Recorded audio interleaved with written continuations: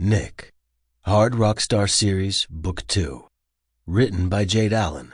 Read by D.C. Cole.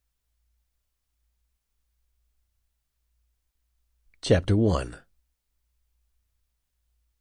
Dude, if I never have to do another interview in my life again, it'll be too fucking soon. I laughed at Mark, letting my head fall back against the couch cushions. He had a point. None of us particularly wanted to do any more interviews. Of course, we'd all known that there'd be interviews coming up when we finished recording the album. We'd gone through that ringer the last time too.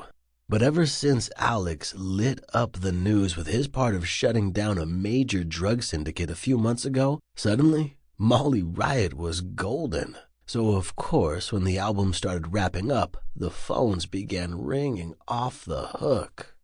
"I don't see why you're so glum about it, Marky Mark," Dan said from the corner of the room. He had taken up his usual position there long before the interviewer had arrived, and now that the guy was gone, he was sketching in his notebook. "Half the questions were for Alex anyway." "It just takes so much out of the day," Jules groaned, slumping over onto the console. "Where'd Alex disappear to?"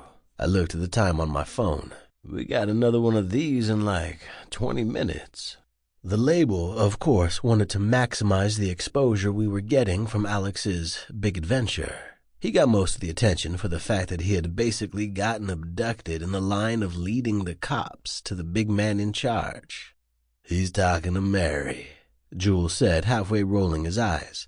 Of course, Alex was talking to Mary. I was only surprised she wasn't actually at the studio with us. None of us exactly resented Mary. Hard to resent the woman who managed to drill through Alex's stubborn-ass mental block to get him to understand that he was taking his drug love way too far. But, of course, when you've been in a band with a guy for years and breathed his damned farts in a tour van, there's a bit of friction whenever someone new comes into the picture, especially when that new someone distracts the lead singer of your band on occasion. "I'll go get him," Dan said, standing up and stretching.